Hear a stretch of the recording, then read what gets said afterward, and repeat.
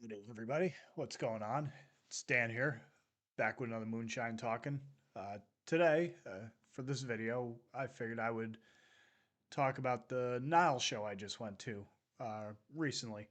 It was on the 12th, Sunday. It was for Nile's Revenge of the Underworld 2025 tour. They had 6 Feet Under were the feature act, uh, and then they had support from Psycroptic and Embryonic Autopsy were the openers. Overall, it was a good show.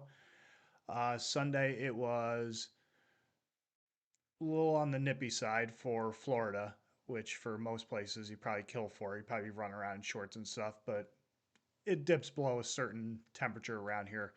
People start freaking out. They start pulling out parkas and mittens and crap like that. So it was a little cold. It was also it's if you're not a football fan, it's playoff season. The Bucks were in the playoffs. They were playing the Commanders, the Washington Redskins, for people who are a little older or whatnot, or not following football nowadays. I believe it was a home game, so a lot of people. I would imagine some people who would be inclined to go to a show didn't go, but by and large, it was a pretty decent turnout. There was probably like maybe 200 people there, roughly, give or take. And that's probably me using wrestler math. But it was good for a Sunday, turnout wise. But overall, it's kind of a bummer that you figure two big, dare I say, legendary bands like Nile and 6 Feet Under, they're rolling through town on a tour together. Got a couple good openers with them, and they're drawing like 200 people in what is constantly referred to by every band that comes to the area as the death metal capital of the world. So it's it is what I don't know. I don't know whose fault that is. I don't know if it's the who knows, strength of the bill, promotion, advertising, whatever the case is. So that was how many people were there. But by and large, everybody had a blast. Everyone who I encountered seemed to have a good time. Everybody was in good spirits. By the way, the Bucks lost, so Tampa doesn't move on one step closer to another Lombardi trophy. But yeah, it is what it is.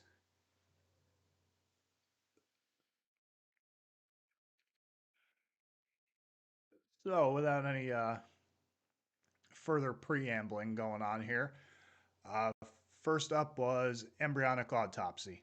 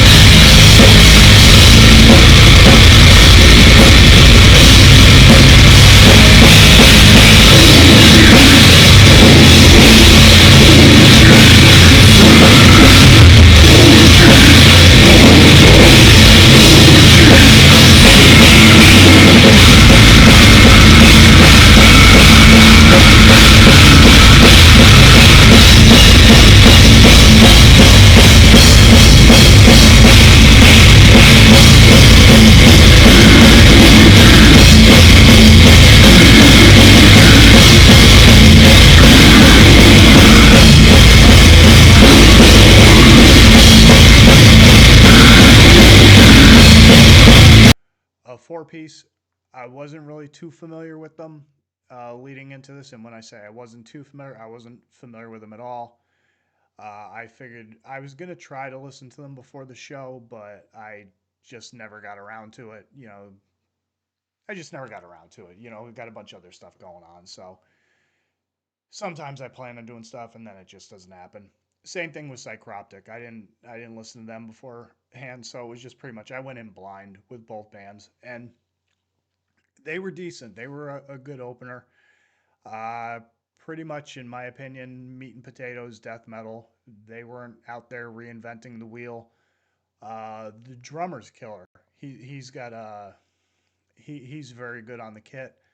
The whole band is good. I mean, all of them are talented. I mean, by and large, I think generally speaking, most metal bands, everybody who's in the band are pretty talented. Metal is not an easy genre to play, despite what some might think, where some who don't really or aren't, they don't know about it, aren't familiar with it, aren't initiated into it, tend to think of it as noise. I, I only say that because recently we were playing some metal at my job, and the band Pathology came on, and customer, one of my new staff members, this dude we just hired, came in to get an application. And the night he came in, spoke to my boss. He was wearing a mortician shirt, so I thought that was kind of cool. So I've been playing, on nights when he's there and other people there, we've been playing a little bit more metal. And they came on, and he was like, "Oh, this is pretty cool." And then the customer he was helping out said they thought it was a bunch of noise. So it is what it is. I mean, a band like Pathology is probably an acquired taste, but nonetheless, point being is that most musicians in metal bands, I think, are fairly talented at their instruments. And so it's kind of, in a lot of respects, a moot point to say they're talented. But anyhow, it goes without saying. It's neither here nor there. But the drummer was good. The rest of the band was good. The vocalist has very deep, gutturally vocals, has very powerful voice, which he was showcasing quite a bit. Uh, and yeah, they were good. I wouldn't say they were plagued by sound, but for some reason, there was a recurring theme. And I don't know if it was because it was Sunday and it's a business district, but it's also close to a residential neighborhood and there's apartment complexes all in the area. So I don't know if they had to keep the noise down a little bit on a Sunday, but it seemed like even though I was wearing earplugs, I didn't really seem to need them for the most part because a couple times I took them off because it just seemed like the sound was pretty muffled even with the earplugs in. So I took them off a couple times. It didn't really seem like I needed them. So I just feel like sometimes when the guitarist was doing some leads, you couldn't really hear them as crisply as it probably I would have personally have liked to have heard them. But it is what it is. So they played about a half hour. I think they played roughly 5 or 6 songs. Uh, and yeah, they were good. So they got done. And up next was Psycroptic.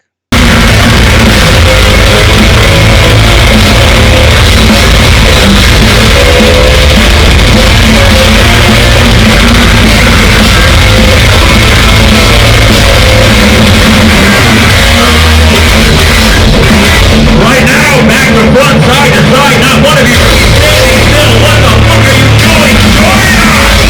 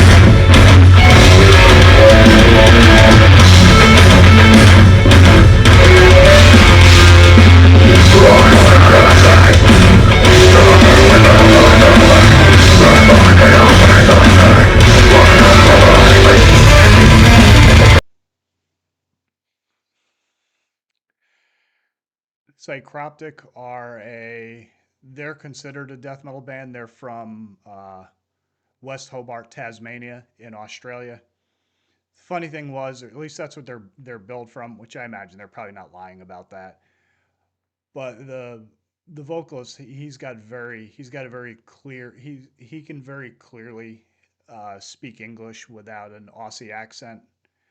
Like I know sometimes folks hear Maddox, Deep Shadows, and Matt's got a very thick Aussie accent. This guy, the vocalist for the band, who I probably should have a little bit more respect, literally respect on his name, and actually wrote it down and mentioned it. But he's had a very well spoken English accent, and he kept putting that over to the crowd to the point where it almost seemed like he was joking that they weren't actually from Tasmania, but they are, and they were good. But to me personally, listening to them, they sounded a lot more thrashy than they did death metally, which I would say if I were to compare them to a band, because again, I wasn't familiar with them going into this, they sounded a lot more like modern cattle decapitation than anything else I've heard. And I don't really listen to a lot of cattle decap. I know they're very popular, but I just never got into them. They're just one of those bands I never got into. I've seen them live a couple of times, and they were fine. And I know people love them. You know, they have a massive, following, and people get in. The couple shows I've gone to where they've been headliners or co-headlining, there's that's where the crowds show up. At least here in Tampa, that's where a lot of the crowds seem to turn out for. They'll show up for this kind of a sidebar, but people show up for Cannibal Corpse. They show up for Amon Amarth. They show up for Cattle Decap. They show up for a lot of these like more of the metalcore bands. I don't know, just sometimes, even with it being the death metal capital of the world, as everyone is constantly reminding us, people don't really seem to turn out for certain bands. I think they would have turned out for Deicide if we didn't have a friggin' hurricane, because that Deicide and Crisian show, that was, I'm still upset about that. But anyhow, but they're really good. I didn't, other than the song you just heard, Cold, I didn't really take notes as far as any of the song titles or anything like that. I think the last thing they put out was in 2022, but they were good. They were a really good band. I definitely, if you're into more of like a thrasher infused death metal, they're a band that's probably up your alley, and I would definitely check them out. But the vocalists, the band had good stage presence. They had the crowd. The crowd was kind of, because it was so cold, I think a lot of people were a little more hesitant because, as you could see, it was outside. So I think people were a little, they were just kind of like standing there, kind of getting colder and colder as the night progressed, and that's not really conducive to moshing. You're outside on the cold concrete. You don't really want to get knocked down. Excuse me, and then go eat it on the cold pavement. So I think people were a little hesitant as far as doing that. But overall, they got the crowd into it. The crowd warmed up, no pun intended, and it was good. They had a good set. So it'd be cool to see them come back here with a on a different tour package. But we'll see. So yeah, Psycroptic, pretty cool. Go check them out if you want. And then next up, it was the one I was most interested to see, just because of the divisive nature of Chris Barnes, former lead vocalist for Cannibal Corpse, now in his own band, 6 Feet Under.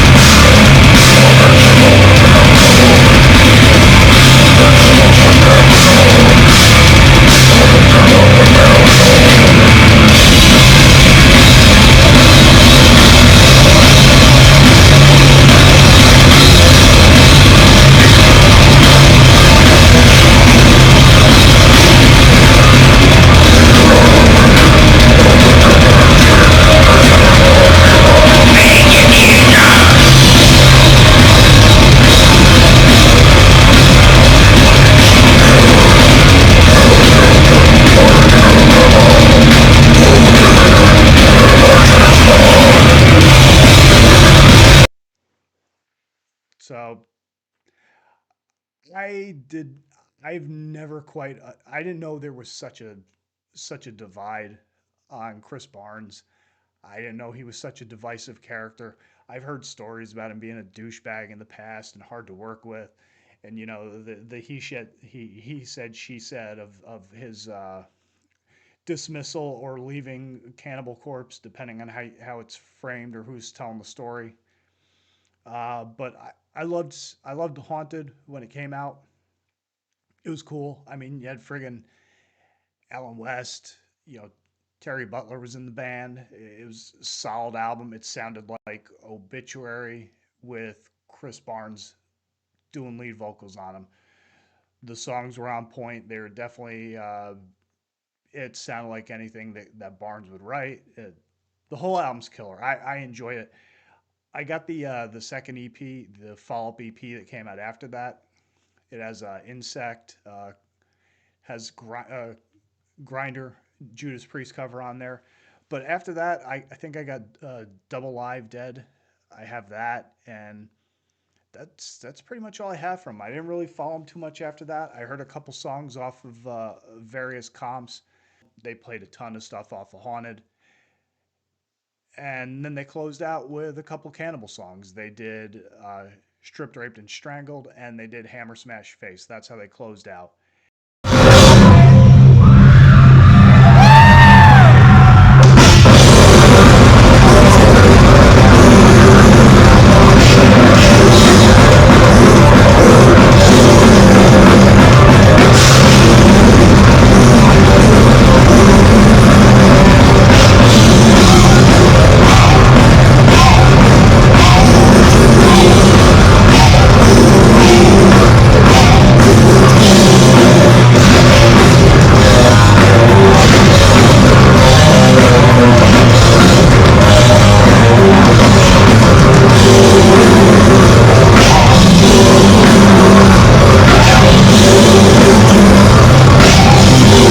And I would say overall, if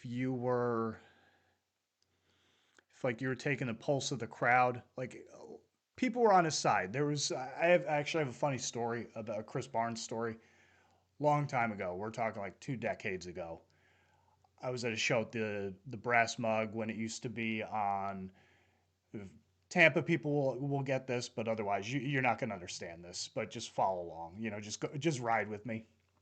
So the Brass Mug, which is a very legendary underground metal club, extreme metal club. They've since moved locations, but the original location was on Fletcher Avenue in the North Tampa area of Tampa. Allow myself to introduce myself. But they hosted tons and tons and tons of bands over the years. So one time they had 6 Feet Under was doing a show. I think it was them. It was Skinless, and I legitimately I cannot remember what other bands were on the show. So I skipped out of work a little bit early that night to go check it out. Uh, Skinless was playing. I think I might have seen the other opening act that was playing that night. And then it was time for 6 Feet Under to hit the stage. And they're taking forever. And they're continuing to take forever. Now the natives are getting restless and they're starting to heckle because I think generally speaking the common belief amongst the crowd was that Chris Barnes was being a diva. So you start hearing people throwing jeers his way because they're outside. It's a small club. Very well. I'm pretty sure they could have heard him. So you hear "Bring on the pothead," and finally the band gets on the stage. Barnes gets on the stage, and the stage was tiny. Like you could pretty much, if you were a taller person, you could look right eye to eye with the musicians, particularly if they were on the smaller statured side. And Barnes isn't a big dude. He's not like a hulking presence on stage or off stage. So dude walks right up to the front of the stage, looks him eye to eye, and goes, "Nice of you to join us, asshole." And Barnes just kind of rolls his eyes like he was just disgusted by the whole the whole scene. And it was very rude, but it was very funny. So fast forward a couple decades, he seems like he's mellowed out a little bit, and I've heard stories about that he's mellowed out a little bit over the years. He's like kind of He's taken a clean living, so that might have an impact on his overall, just your overall mental state. You feel a little bit more less clouded in your thinking, or you're not. Maybe you got like a more of a filter because you're not completely destroying that inhibitor that keeps you from saying and doing things that you might regret in the morning, that sort of thing. But he was, dare I say, humble. He was very appreciative of the crowd. He was very cool. I didn't talk to him at all. I didn't see or speak to him at any point in the evening. Uh, but he was, as far as a performer, front man, he was very humble and gracious to the crowd. He didn't have like a whole rock star diva attitude. Pretty stationary as far as performance wise. There wasn't a lot of performance going on with him. He just kind of pretty much just stood there in front of the mic stand, did the songs, and other than this very odd vocal choice,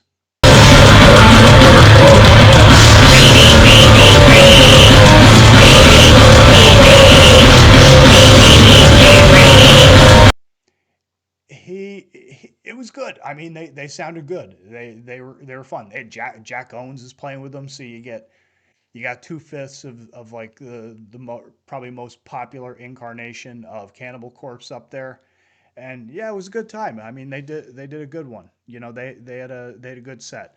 I was kind of wondering how people were going to take to them, but they did just fine. I mean, they were definitely it was good. It was definitely worth it. Where I would say like Psycroptic was the sleeper of the evening, like the stealing the show spot on the card, as it were. Uh, 6 Feet Under were kind of like the surprise, like kind of you expecting a train wreck, and then it turned out pretty good. Kind of one of those things. I'm trying to like stall for time to think in my mind of like a wrestling match that you'd think would be the drizzling shits on paper, and then it actually turned out halfway decent. Something like that. Like seeing like friggin' Kane and Big Show, and you're like, oh, this is just gonna be a disaster. And then next thing you know, they're breaking out lucha spots and that sort of thing, and you're like, oh shit, what's going on here?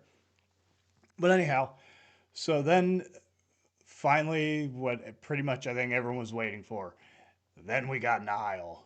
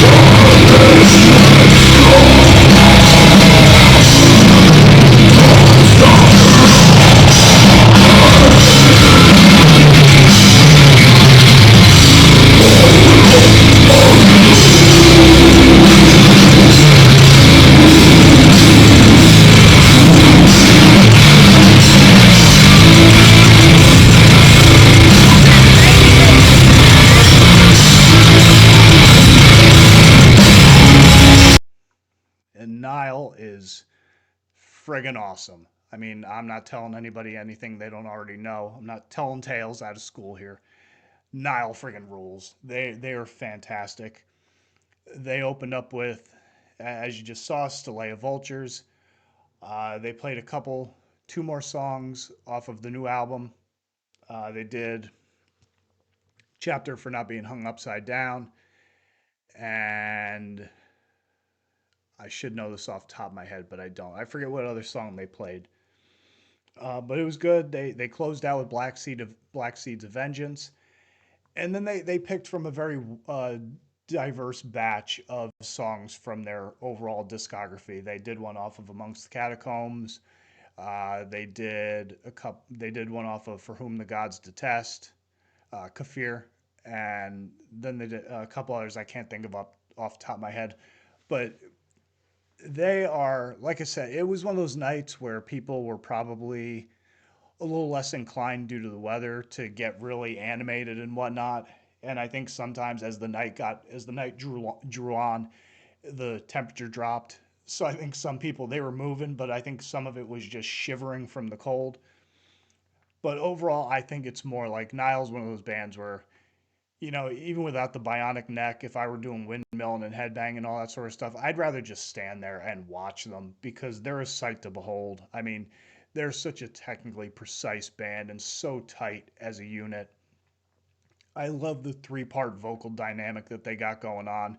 It's a fresh take on death metal, and it's just cool. George Callias's drumming is off the chain good.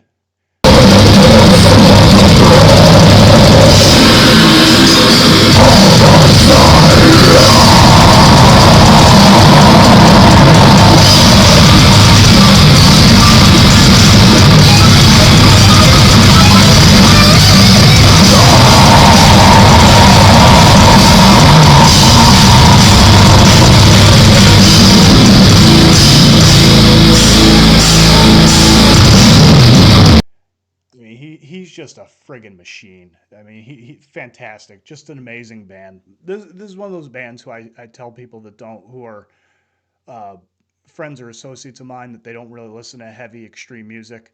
This is one of those bands that I show them because it's like especially like musician friends of mine who they know I like metal and they ask me about it and they ask me like who's the heaviest, who's the fastest drummers and stuff like that. I'll usually point out George Callias just because he's such a monster behind the kit. But yeah, overall they were fantastic. And like I mentioned, the guy who just started working for us, who's a metalhead, he was kind of upset that he didn't get to go, but he also just moved to the area, so he didn't even know that Nile was in town. He's like, "Oh man, I'm kind of jealous you got to." I was like, "Yeah, I it is what it is." But um, yeah, so it was a good time. I didn't get any merch just because I'm trying to be a little bit more. I've already mentioned this once or twice, but I'm being a little bit more judicious with my money right now. Saving up to uh, upgrade my stereo system and my stereo setup, and then on top of that, I know I mentioned it, but I have to start going to physical therapy for my shoulder, and I went today and I had to pay my copay, which is a little exorbitant. I'm not going to get into the figures, but then they told me what the visits going forward were going to be like, and my doctor wants me to go 2-3 times a week.